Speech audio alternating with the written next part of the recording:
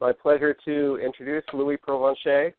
He's Director of Conservation Ecology for our Nevada chapter. And Louis will be talking about how to restore large landscapes for the least amount of money.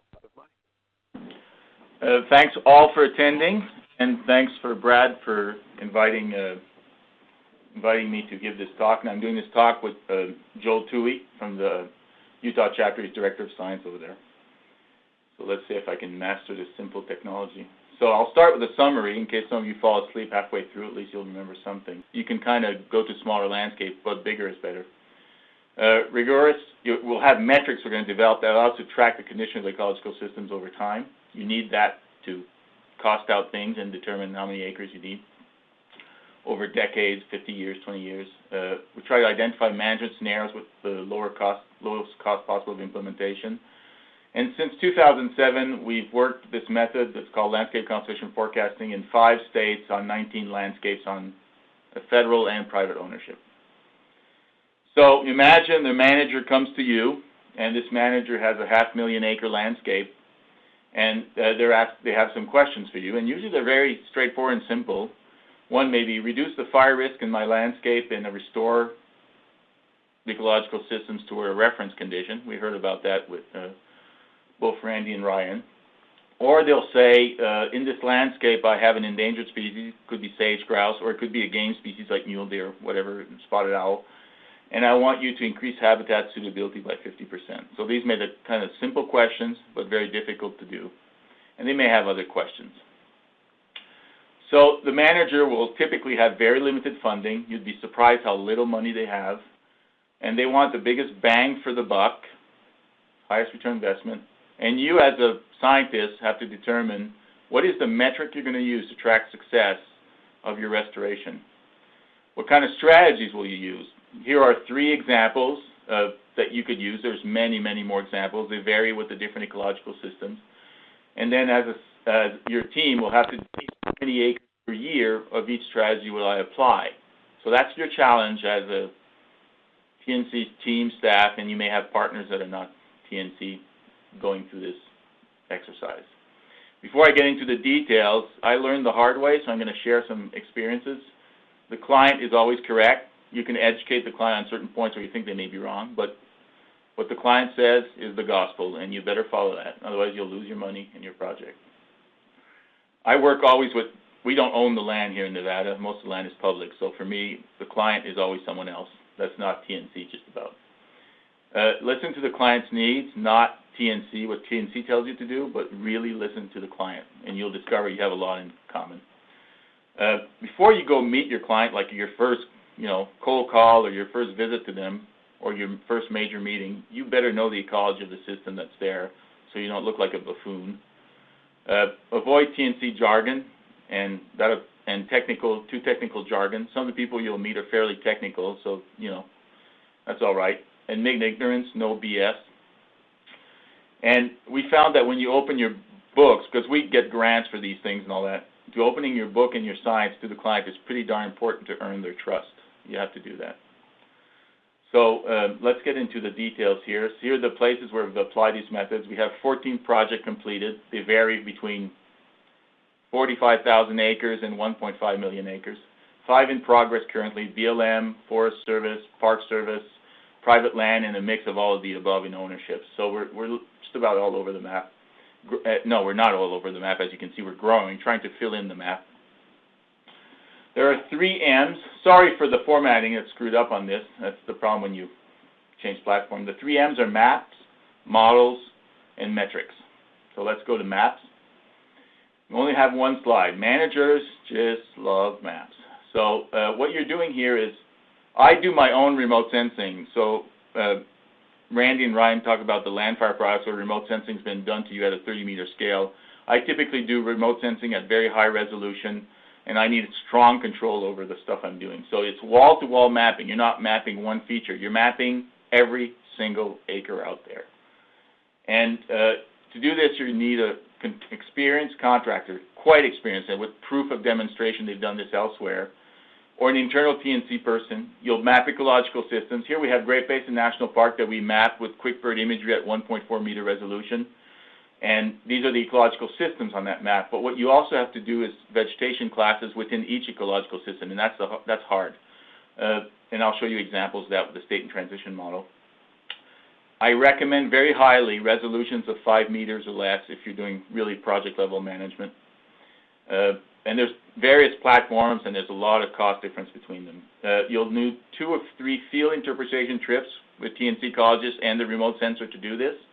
You're going to need ruggedized computer in the field, like a military type of tablet computer, 4-wheel drive, and maybe helicopters to do your plot assessments. When you do a draft map, make sure the client approves it, and you have to be willing to revise it afterwards. It's amazing what the client knows about their landscape, so listen to them.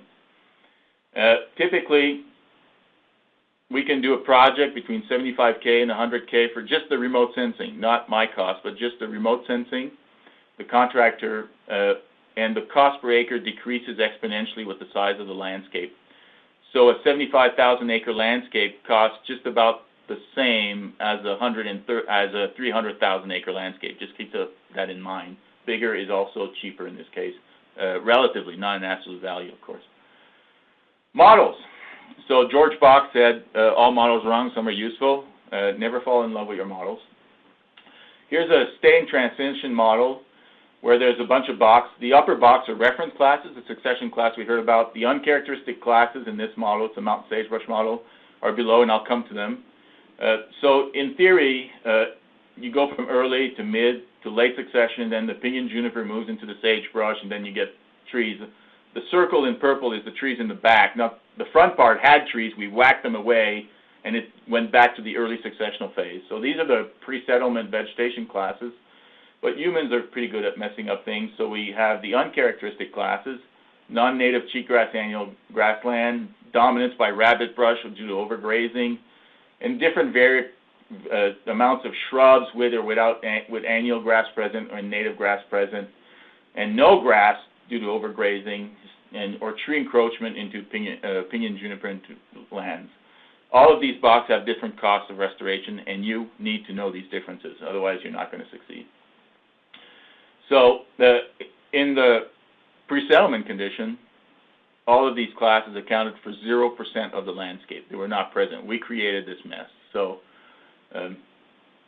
and these models we have for Great Basin National Park, we had 24 distinct models. So you have to be able to produce a model for each ecological system. So there's 3 different platforms that exist today to do state and transition modeling. Ecological base one is the good old VDDT, and different people have paid for that. It's non-spatial, it's easy to use, it has an access database that's kind of limited, it has limited output, but it's old, it's outdated. If you want to do landscape scale modeling, PAF is recent, but it's already outdated. I still use it for a project legacy, and by Apex RMS. So start with ESSO, and Apex are former employees of ESSO. It can be spatial or painfully spatial if you use the Telso connection. If you go spatially, the fire spread is with wind direction, prevailing wind directions for those. And there's an access database form that has some features that I need to use, but there's also a SQLite version that has much more memory. What we use currently now, the new version and the best is STSIM, which stands for State and Transition Simulation. It's in the SynchroSim environment created by Apex. It's spatial, non-spatial or spatial, and it's raster-based. So you take your 2 remote sensing layers and you shove them directly into the software, and you can run spatially. And the fire spread soon will be available with wind direction and digital elevation models, so you have a hill climbing effect and all that. And it's a SQLite database, and this stuff is extremely powerful. You can simulate. There's a USGS group in North Carolina that are simulating the southeast United States, and they're simulating 2,500,000 pixels at a time. So it's extremely powerful. If you're just starting this, you might just leapfrog to STSIM and forget about all the rest, except bringing old projects in. There's a way of doing that. So just remember that. The biggest challenge you're going to find is not software or something. It's finding the body, the person who can do all this. And there's a paucity of modelers, state and transition models throughout the United States. There's practically only a handful in TNC. The best modelers are actually people who have a background in range or forest ecology, not from GIS or things like that. It's actually ecologists who have a liking for modeling, who pretty much already think in state and transition terms, are pretty good at this stuff. And these are the people you encounter in the field.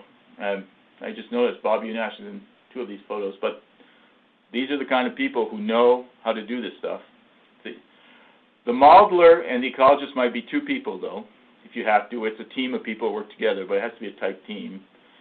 You're going to require training in state transition model software and in how to do state and transition models, how the models are built if this person doesn't know already. And the remote sensing ecologist that helps the contractor who does the remote sensing should be the same person who does the models. That's to me, that's really important. Otherwise, there's kind of disconnection there. Required inputs, it's 1 state transition model per ecological system. So if you have 30 ecological systems in your landscape, you need 30 state and transition models. You have to bring in temporal variability so you can have realistic simulations with Monte Carlo replicates. Here's the Palmer Drought Severity Index for Climatic Division 1 of Nevada. And these are 5 replicates, not 375 years. It's actually 5 replicates of 75 years that we resampled the original time series. And -3 is very dry and 3 is very wet. So as you can see, in Nevada, we get a lot of variability. And this Palmer Drought Severity Index drives fire behavior, drought, bug outbreaks, flows in rivers. It drives everything. So and that's not the only source. So, but you have to build variability in your models. Otherwise, it's kind of strange. You're going to design scenarios. So we always have the minimum management scenario that is needed to calculate return on investment, and that's your control with the baseline management. In our case, it's traditional livestock grazing with traditional fire suppression and no weed control, basically. Maximum management is the sky's the limit. You throw the kitchen sink on restoration, and there is no limit to spending. Just fix the problem if you can. Sometimes you can't because ecological dynamics prevent you from doing it in 20 or 50 years. And the stream or preferred management is the one where you actually work the manager to meet their budget limit, and you got really clever on how to implement your restoration actions so you meet the budget and fix the landscape as much as possible.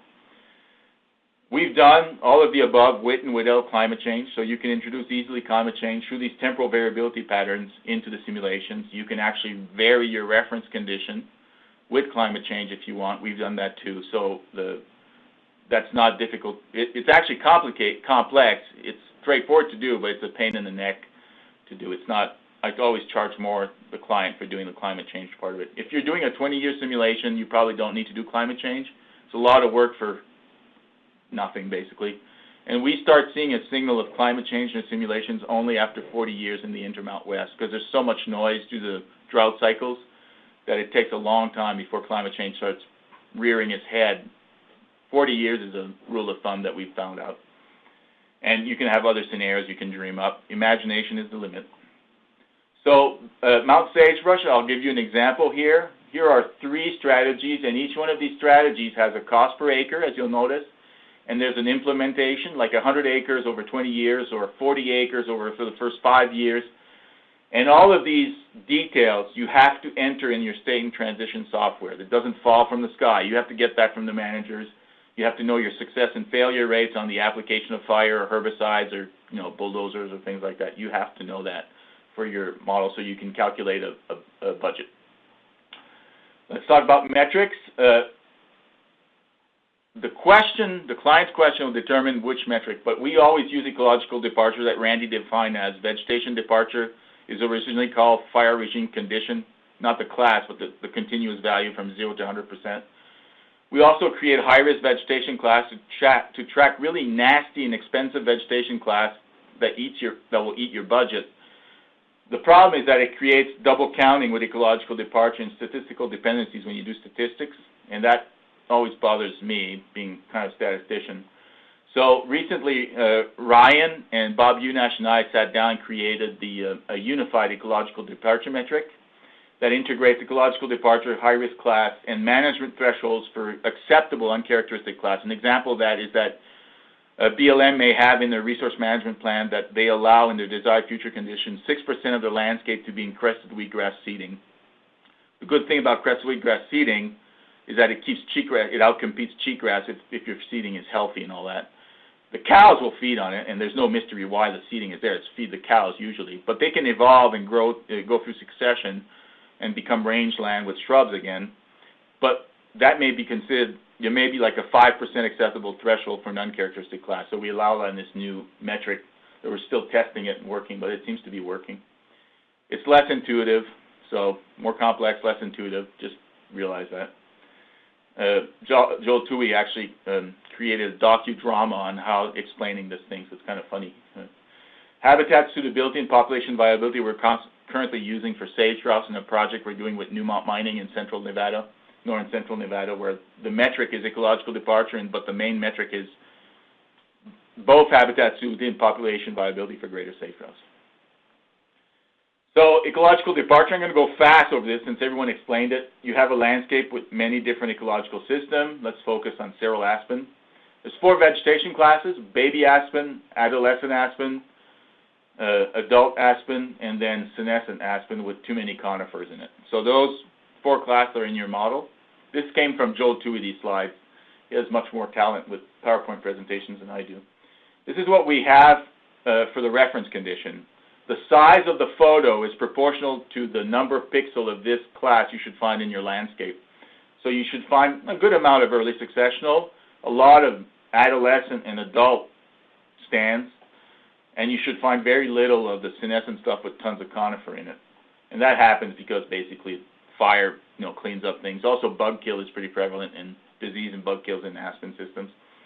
This is aspen mixed conifer. So what we have today, you go do your remote sensing, and the actual stuff is that you have very little at the top, so very little of the earlier vegetation that's fire dependent, that was created mostly by fires, and you have an accumulation of things that are just the legacy of fire suppression with conifers, fire-sensitive conifers just taking over.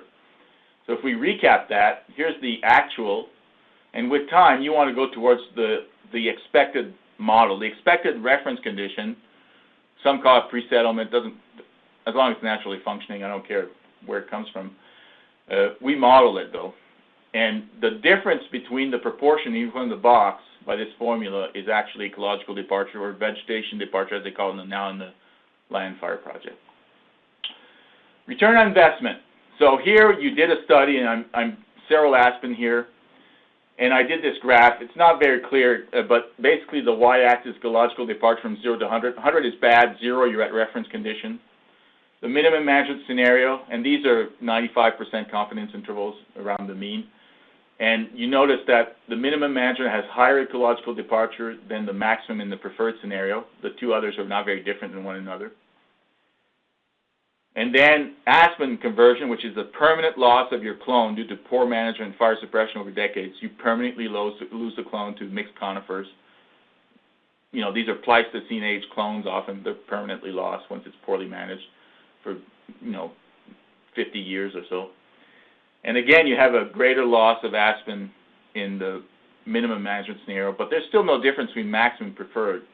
You combine these 2, the metrics and difference, the minimum versus each scenario, you divide by the total cost, multiply by the size of the landscape, the system, you get the return investment. And the higher the value of the return investment on the y-axis, the better. And what you notice is that although there was no significant differences really between the maximum and the preferred, when it comes to return investment, there is. And the reason is very simple.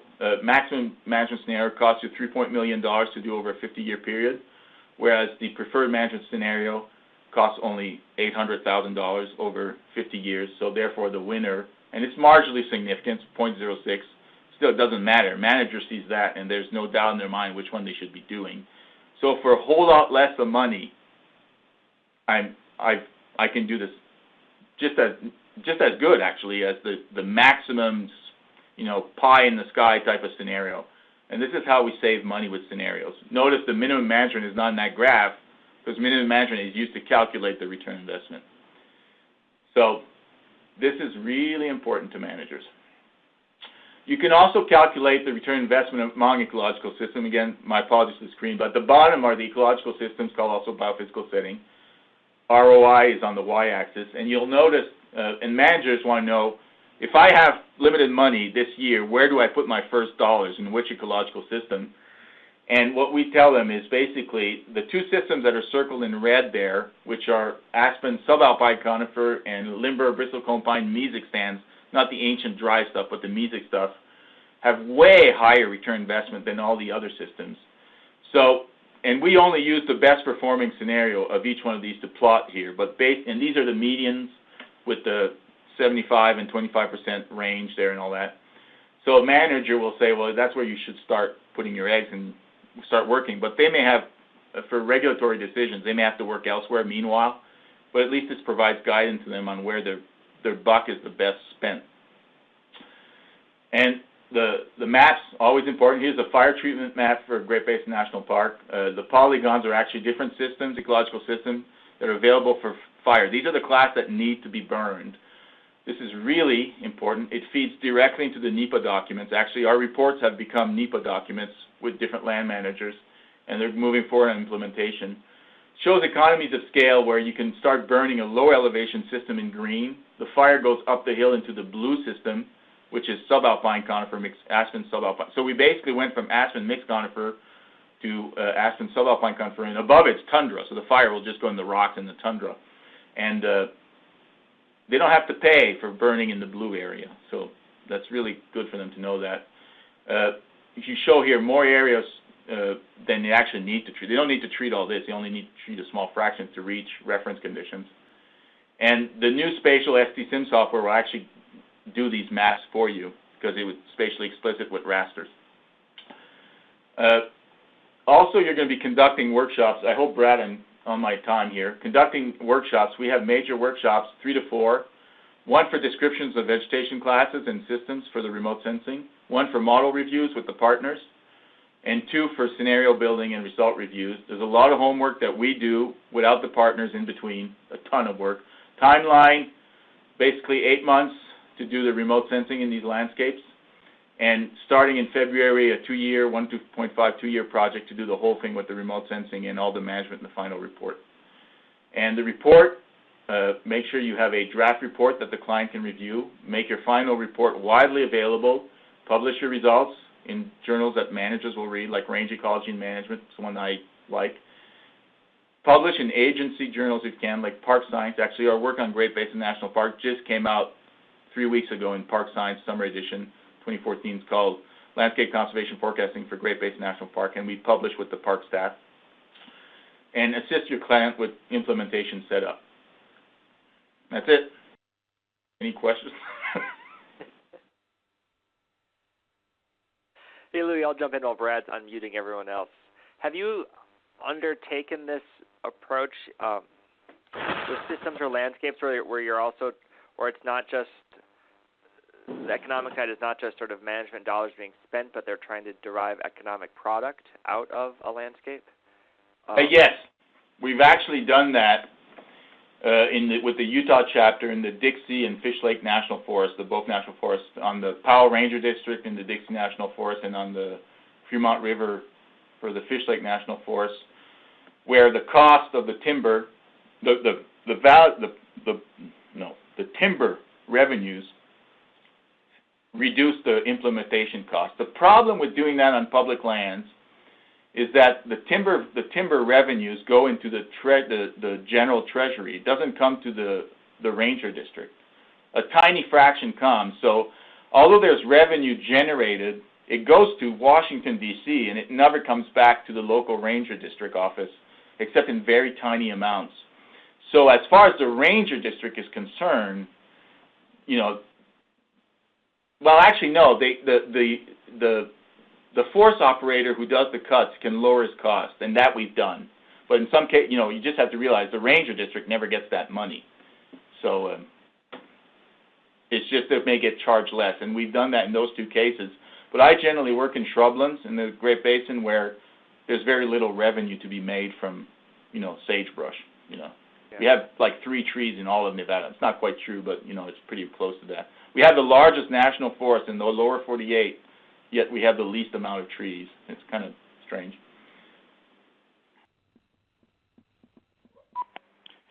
So, Louis, Randy here.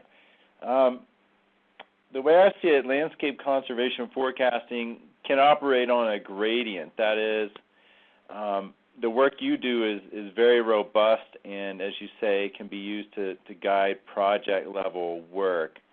Whereas I would guess if you were to not use the remote sensing and do some less sophisticated modeling, more maybe as a educational tool, it would be less robust, obviously, but maybe more applicable to just train people up. What's your experience with that of being We've less done the robust? whole panoply from the poor man's version to the Cadillac, and Yep. some people can't afford the remote sensing because they don't have $150,000 or $100,000 available. So we will use LANDFIRE data and couple it with the local data, as you suggested.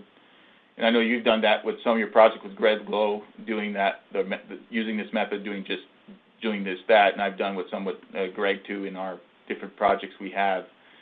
And it depends on how, if the client has no limited money, then you have to go to available data, and you can't afford that part. The problem is that you have a much coarse resolutions, and the client is always asking fine resolution questions, and you have to bring them back to, no, we cannot answer that question because you don't have the data to support it. And moreover, there may be large areas of your landscape that LANDFIRE classified as X, Y, and Z, and they're not really X, Y, and Z because there's accuracy involved in every remote sensing layer. So they have to be aware that they have to take certain things with a grain of salt when they're working at a course level or they're working with data that they don't know really the quality of it. They don't have an accuracy assessment on that data.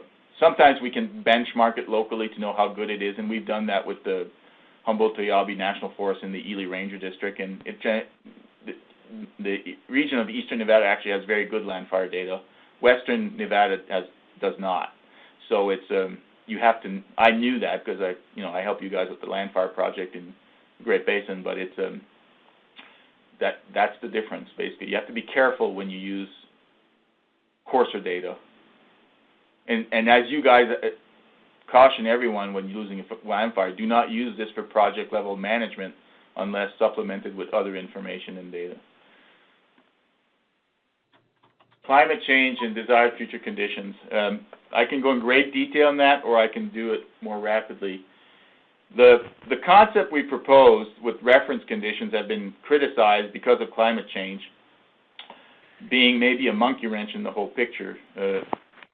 I think my opinion from what I've done so far in the simulation is that climate change will slowly change the reference condition. What we're going to have is basically ecological systems are going to move up or downhill in the mountainous country, or they'll move north. But the sagebrush system will probably persist, maybe higher elevation, like Wyoming sagebrush will just go up the hill, and same with Mount Sagebrush and other systems. But we actually can change the reference condition with climate change through what we call type conversions, and actually it's built into the models I'm doing right now with Great Basin National Park. And we've done it, actually the greatest level of sophistication I've done right now is we're working currently on that. So you can actually modify, tweak your reference condition with climate change. It's easy to do. We've also introduced basically all the outputs of the climate change global circulation models into variability patterns. We modify the disturbance rates in each of all the disturbances in the models by introducing trends of variability. So I take the outputs for precipitation, temperature, and CO2, build some hypothesis on how these time series over 100 years affect annual grass invasion rate, fire activity, flooding, and if I'm modeling riparian systems, which we do, bug kill, snow deposition, and those things in turn, so we put that in the model, and we actually we let the climate change, the different scenario models, global circulation models do that. We always work, I've always worked with the A2 scenario, because we already know that the observations we have out from folks who track the weather, the climate, have already exceeded the A2. So even the A2 scenario is considered not strong enough. So I think they invented an A5 now or something like that. So make sure. But what we do is that we looked at a downscale version of outputs from global circulation models. So I take a window, I go to the site, I get outputs for temperature, drought, temperature, precipitation, CO2 from temperature and CO2 from that location, and I do my conversions that way, and I sample from 36 global circulation models. I sometimes will do 5 global circulation models, take their predictions, and these become the Monte Carlo replicates in my simulation runs. That's difficult to do, all that stuff, especially transforming a precipitation and temperature and CO2 time series into how does that affect annual grass invasion rate. That's not easy to do. And there's no guidance on these things practically at the local level. Absolutely no guidance or recipes to do this. So we're making it up as we go right now.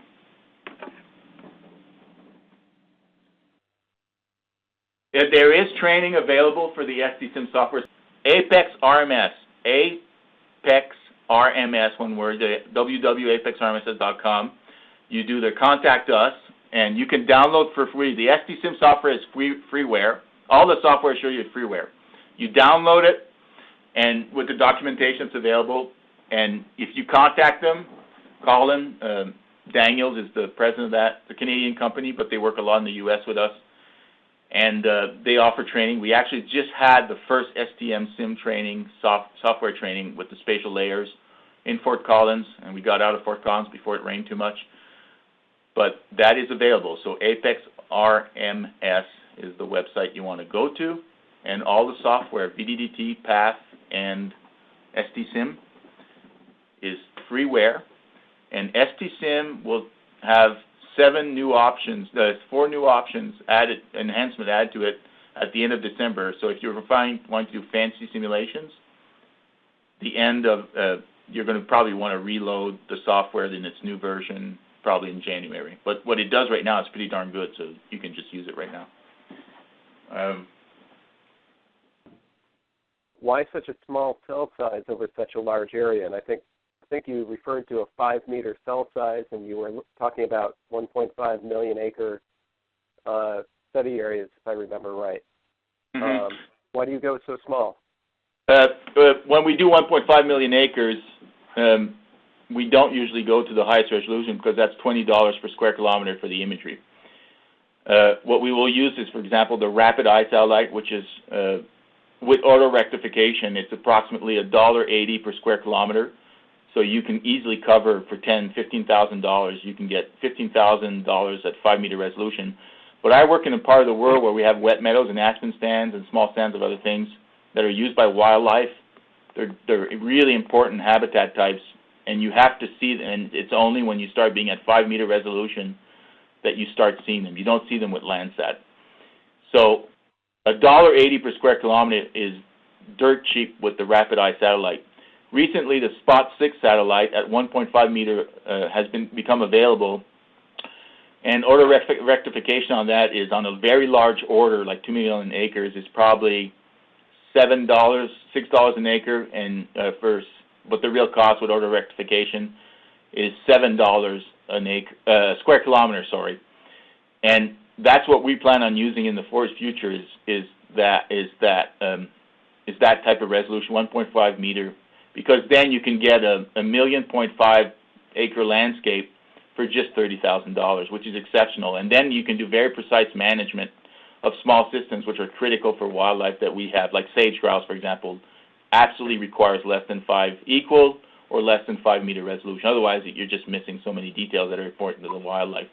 We've done projects at the scale of 200,000, 300,000 acres with the GeoEye satellite at 65 meter resolution, and that was only $16,000 for the imagery with the order of rectification. So I thought that was wonderful. You can actually count every tree and every shrub at 65 minutes. You don't even need to send people in the field to do that. You can count the shrubs and the trees on the imagery itself. It's that powerful. So. No, I'm not familiar with the Nevada chapter, but I imagine you're working with a fairly small science staff. You must be doing a lot of this work via contract. Yeah, we're a small staff, so we use Spatial. I shouldn't tell you this because I want to hoard him, but we use a contractor who's the most experienced contractor we have for the Great Basin, the Mojave Desert. There are remote sensors out there who have more experience with forest systems. When it comes to intermountain shrubland systems, there's very few people that are as good as Spatial Solutions and a good price. So I have my preferred vendor for that. but I do the field work with the contractor because I'm the one who goes in the field with the contractor interpreting the imagery with him, and I'm the person also doing the computer models. So. Louis, Randy here with one quick follow-up. Are there legal concerns as well? I would guess that the better the data, the more litigation-proof or resistant, I should say, your work might be for your agency partners. That is actually true, and also your models need to be better. When you get litigated, the lawyers will litigate you over things that are they're not going to go into the detail of the models too much, maybe not the imagery. So if you think of litigation, think about how an attorney thinks in terms of, like a litigation lawyer thinks. And they'll try to attack technical details that you will never have thought about that are actually not important to the execution of the work, but that may have an impression on a judge. And that's the kind of thing you have to be careful of. We've had projects where Western Watershed, for example, litigated the BLM or the Forest Service on projects where we proposed restoration, and the agency went into the NEPA phase to implement the proposed actions we had. And when Western Watershed discovered that we had done the work and with this imagery and all these models and all that, and we had redefined our own reference conditions, they dropped the litigation. That's happened twice now. So that carries a lot of weight with the agency.